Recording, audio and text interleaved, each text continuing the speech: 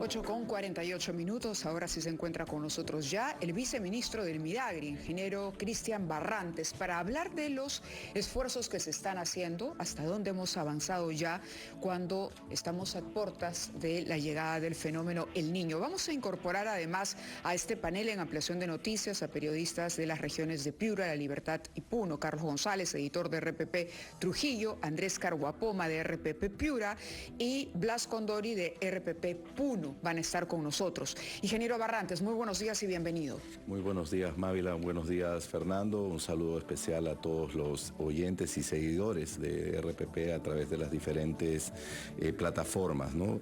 Para aquí, justamente para informar, ¿no? Venimos trabajando ya 316 puntos a través de la Autoridad Nacional del Agua. Le llamamos puntos críticos, que son los puntos donde nos vamos descolmatando ríos y quebradas desde Tumbes hasta la región Ica. Justamente como preparación hemos terminado ya 64 puntos críticos, ¿no? Y adicionalmente también venimos trabajando lo que es la adquisición de maquinaria pesada, ¿no? Que nos va a permitir no solo la parte reactiva, ¿no? Sino tener 19 puntos ubicados en diferentes zonas para poder intervenir al momento que venga el fenómeno del Niño. Eso nos ha faltado como maquinaria pesada, ya la estamos adquiriendo y actualmente tenemos ya más de 34 máquinas, y entonces lo que estamos haciendo es utilizar también esa maquinaria para poder descolmatar algunos ríos, algunas quebradas, e incrementar pues nuestra fuerza de trabajo con miras al plazo que nos queda todavía de preparación frente al fenómeno del Niño, ¿no? Antes de que tomen la palabra nuestros compañeros del norte, Piura y también La Libertad, pero también de Puno, yo quisiera referirme a las cifras que usted ha dado. Han establecido 316 puntos críticos de los que requieren descolmatación, de los cuales han descolmatado 64. Quiere decir que faltan 250. Sí. Y esto, en las pocas semanas que nos quedan hasta el periodo de lluvias, porque una vez que comienza a llover fuerte, no se va a poder seguir trabajando. Claro, lo que pasa es que ya están con maquinaria, o sea, ya empezaron su trabajo, y los trabajos normalmente tienen entre 45 a 60 días. Entonces ya nosotros tenemos la previsión que para la primera semana de septiembre todos esos puntos van a estar culminados. ¿Diciembre o septiembre? Perdón, de diciembre, disculpe. La primera semana de diciembre. Son 4 semanas. Sí, 4 semanas. En 4 semanas deberían estar. Hace poco, la semana pasada, teníamos solo 52 puntos, ahora tenemos 64, y es una progresión geométrica, por así decirlo, porque ya todos los puntos, todos los procesos de contratación ya han avanzado, y por lo tanto ya lo que estamos haciendo es solo el avance físico, ¿no? Incluso hay algunos lugares, porque hemos tenido la oportunidad de visitar diferentes zonas, hemos estado viajando a diferentes lugares. Nuestra señora ministra ha estado en la región La Libertad, yo he podido viajar a Piura últimamente, hemos estado también en los ríos de Lima, y lo que hemos visto también es que las propias empresas están haciendo dobles turnos, ¿no? Están aplicando el trabajo mañana y tarde, ¿no? De tal manera de poder alcanzar los plazos que se les ha indicado en sus contratos, ¿no?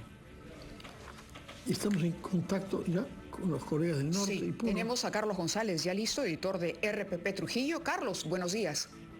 Muy buenos días, Mávila, Fernando. Un saludo también para el viceministro Cristian Barrantes. Viceministro, ¿en qué medida se puede garantizar la limpieza total en los principales ríos de La Libertad, sobre todo en el río Moche, en Trujillo, y en Huamanzaña y Chorobal, en la provincia de Virú? Los agricultores y pobladores aseguran que el avance es bastante lento, y la Contraloría acaba de emitir una información, un informe de que no se estarían cumpliendo con las especificaciones técnicas por parte de las empresas encargadas. Sí, en realidad nosotros ya en La Libertad, como he mencionado, ya tenemos todos los puntos críticos en ejecución, ¿no? Y justamente en La Libertad ha estado nuestra señora ministra, ¿no? Y ahí, por ejemplo, también se ha venido haciendo un trabajo cada vez más intenso con los gobiernos locales, ¿no? Quienes también tienen a su cargo algunos puntos críticos, también con las juntas de usuarios, ¿no? ¿no? De tal manera de poder informar y comunicar lo que se está avanzando, ¿no? Porque realmente entendemos, hay una gran preocupación por este tema, pero tengan por seguro que no solo en la región La Libertad, sino en las otras regiones tenemos bastante claro el trabajo. De hecho, como mencionaba hace un momento, la adquisición de maquinaria nos está permitiendo ahora en diferentes regiones intervenir también. Por ejemplo, en Piura en el propio río Piura se está interviniendo con maquinaria propia adicional a lo que están haciendo las empresas contratistas, en Lambayeque también, en Motupe, La Leche, ¿no? Y en la región Lima, también en Lurín, y en el río Chillón también están nuestras maquinarias propias trabajando, ¿no? Entonces hay un trabajo bastante intenso. No solo está trabajando la Autoridad Nacional del Agua, ahora también se ha sumado el programa subsectorial de irrigaciones, que es una entidad también del ministerio, ¿no? Que también se está sumando en otros puntos críticos, ¿no? Para lograr intervenir de la mejor manera, ¿no? Y ahí hay un tema también que quería mencionar, y es que, como ustedes han visto, hay un trabajo también multisectorial que hay que resaltar. Hace poco ha habido un convenio realizado entre el propio Ministerio de Desarrollo Agrario y Riego y el Ministerio de Defensa, para también con las maquinarias de los propios batallones del Ejército también contribuir a estos trabajos de limpieza y descolmatación, ¿no? Que es justamente lo que se nos ha pedido desde el mensaje que ha dado nuestra señora Presidenta, de trabajar en forma multisectorial y articulados con los gobiernos regionales. De acuerdo. A propósito, tenemos también una inquietud de Andrés Carguapoma, de RPP Piura. Adelante, Andrés.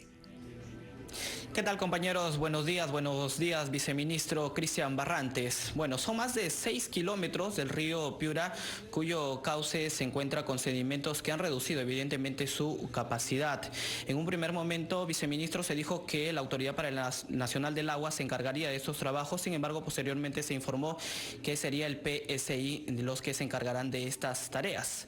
La población de los distritos tanto de Piura y Castilla, que en el año 2027 se inundaron, le preguntan a usted, ¿cuándo se va a descolmatar el río, al menos este tramo, sabiendo que es corto el plazo para el inicio de un nuevo periodo de lluvias? Gracias. Sí, en este caso específico, justo he tenido la oportunidad de estar en Piura hace poco. El día de hoy, o a más tardar mañana, están iniciando ya los trabajos propios de maquinaria. Se ha venido haciendo el trabajo de topografía. Esto es una intervención bastante grande en realidad, que pasa justo por la zona urbana de la ciudad de Piura, ¿no? Ahí tenemos más de 5.5 kilómetros, y hay una intervención del programa subsectorial de irrigaciones por aproximadamente 17 millones de soles para poder lograr esa descolmatación y evitar pues que haya algún desborde, a pesar de que hay defensas ribereñas en la zona, ¿no? Entonces sí, es un trabajo que entre hoy y mañana debe estar ya iniciando con la propia maquinaria. Ahí también hay un trabajo a doble turno y por lo tanto en 30 días eso debería estar concluido. De acuerdo, no sé si estamos en contacto ya con nuestro compañero Blas Condori de Puno también.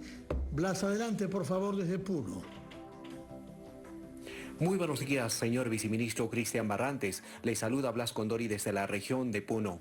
¿Qué planes tiene el Midagri para enfrentar a la sequía y la falta de alimentos para la ganadería en el altiplano? Por ejemplo, en las zonas altoandinas del distrito de Mazocruz, muchas de las alpacas no concluyen con su periodo de gestación debido a la escasez de forraje y agua. Sí, ahí es un tema bastante importante, ¿no? En el sur no solo es esta época, ¿no? Ya venimos más de 3 años con déficit hídrico en el sur, ¿no? Lo que hemos hecho es, a través de un decreto de urgencia, se han asignado 219 millones de soles para diferentes acciones. La primera, justo por lo que se mencionaba, es la compra de alimento. Se está comprando 34.000 toneladas de alimento para los animales, principalmente de la región Puno, pero también de otras regiones del sur, ¿no? Por otro lado, se está trabajando en lo que es la rehabilitación de pozos. Hay unos pozos a tajo abierto que la propia población ha hecho, son propios pozos artesanales, y que a través de la Autoridad Nacional del Agua estamos profundizando y colocándole sistemas de bombeo con paneles solares, de tal manera de que puedan obtener una mayor eficiencia en el uso de los pozos. De esos 434 pozos, ya 237 han sido profundizados, ¿no? Y por otro lado, existe un trabajo también de construcción de fitotoldos. El fitotoldo es una construcción pequeña que lo que permite es generar agricultura al interior, ¿no? Es como una especie de invernadero, ¿no? Y eso nos permite reducir el uso del agua para la producción de hortalizas, ¿no? Ahí se va a trabajar 5.000 fitotoldos que se están implementando de tal manera de responder a este tema del déficit hídrico. Pero ahí yo quería también mencionar, estas son respuestas de corto plazo y a veces estamos un poco acostumbrados a las respuestas de medidas urgentes de corto plazo. Sin embargo, esta gestión, ¿no?, lo que está buscando es también tener un plan nacional de afianzamiento hídrico, porque el Perú es un país que es muy vulnerable al cambio climático, ¿no?, y cada vez vamos a tener mayores problemáticas respecto al hecho de la sequía, el déficit hídrico. Por lo tanto, lo que estamos haciendo es un trabajo que nos permita tener un plan claro de cómo vamos a ir respondiendo a través de los años en la infraestructura de presas, en la siembra y cosecha de agua, que son lo que nosotros le llamamos cochas, que dicho sea de paso, este año hemos construido más de 840 cochas a nivel nacional, ¿no? Pero todavía nos falta mucho de infraestructura de riego, de sistemas de riego. Entonces allí hay un trabajo importante que queremos dejar plasmado como camino, ¿no?, para que podamos poco a poco ir avanzando hacia una agricultura que realmente sea sostenible. Y la sostenibilidad depende de que puedan tener acceso suficiente al agua, ¿no? De acuerdo. Queremos agradecerle a Carlos González, a Andrés Carguapoma y a Blas Condori desde Trujillo, Piura y Puno que hayan compartido con nosotros esta mesa. Vamos a ir a la pausa, las titulares de la hora, son las 9 en punto, pero regresamos con el ingeniero Cristian Barrantes, viceministro del Midagri.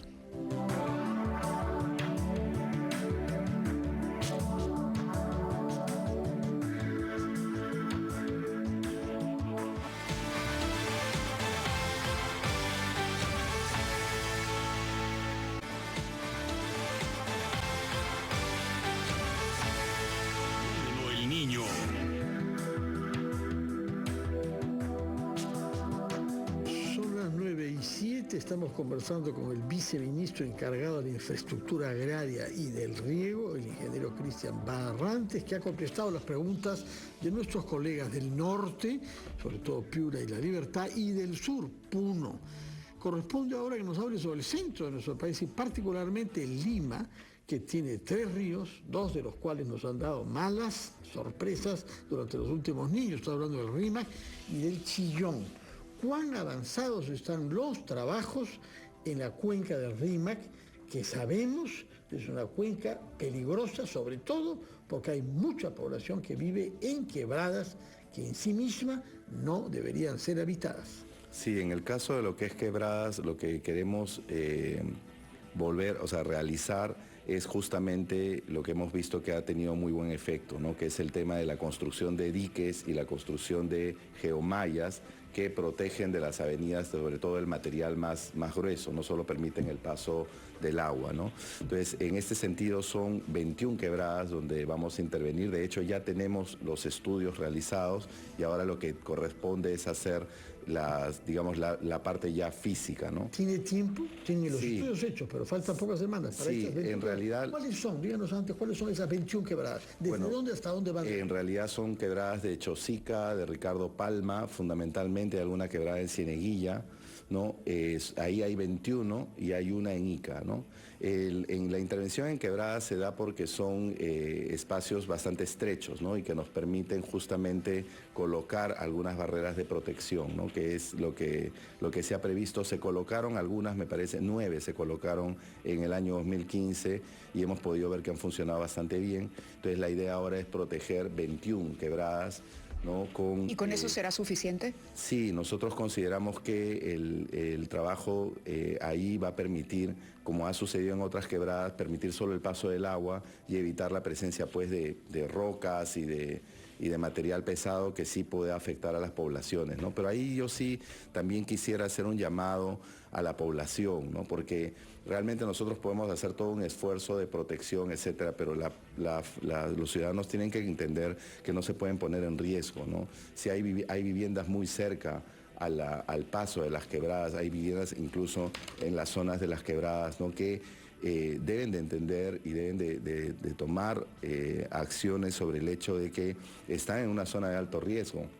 Son Pero zonas había un realmente proyecto algunas para intangibles. reubicar a estas personas. Bueno, el Ministerio de Vivienda lo que está Así es, haciendo... recuerdo que lo había anunciado la ministra. es tener la posibilidad de que estas familias puedan estar en otros lugares, ¿no? Puedan estar en viviendas, en procesos de alquiler, financiarles incluso esos pagos de alquiler para que no estén en riesgo, ¿no? Entonces, esto es un trabajo que incluye también no solo al gobierno nacional, a los gobiernos regionales y locales, sino también a la propia población, ¿no? Igual respecto a lo que es la limpieza y descolmatación de ríos. Vemos productores que siembran en las fajas marginales, que son áreas intangibles, ¿no? Entonces, evidentemente, cuando sube el cauce del río, evidentemente pierden su producción, ¿no? Entonces, esto es un trabajo que tiene que implicar, y por eso yo agradezco el poder tener un medio como este para decirlo, ¿no? Estamos buscando también otros medios más locales también para poder seguir comunicando la importancia de tomar todos en primera persona el problema del fenómeno del niño, que lo vemos como problema. En realidad, si pudiéramos tener un trabajo cada vez más organizado y consolidado, también en algunos aspectos es positivo, ¿no? En los bosques secos del norte del Perú se incrementa la producción en los bosques secos, ¿no? Pero lamentablemente creo que en los últimos años y durante mucho tiempo hemos venido tomando malas decisiones que lo que han generado es que nos sintamos tan vulnerables. ¿Cuáles son ¿no? esas malas decisiones que se han tomado? Si tuviera que destacar una, por ejemplo. Por ejemplo, en el caso de los gobiernos locales, ¿no? El haber permitido que se instalen en zonas intangibles, ¿no?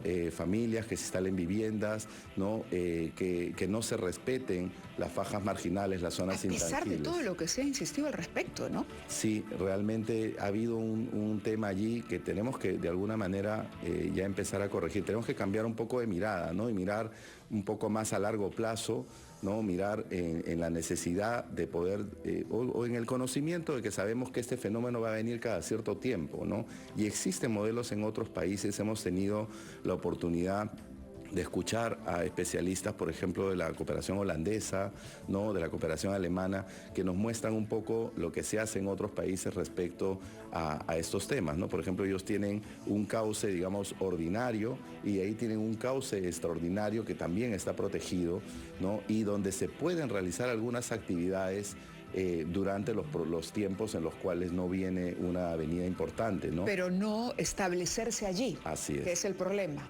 Así es, no establecerse. Porque allí. Luego, claro, uno tiene no solamente la casa, sino como usted dice, de pronto también el campo de cultivo ahí nomás. Así y es. va a perder todo, la casa, el trabajo, la producción. En fin, esa es una coordinación importante que hacer con los gobiernos locales, entonces, que son los que finalmente permiten o no permiten una situación de esa naturaleza. Muchas gracias, viceministro, por estar con nosotros el día de hoy, y estaremos al pendiente, por supuesto, de lo que se avance en las próximas semanas. Son las 9:13. Fenómeno El Niño.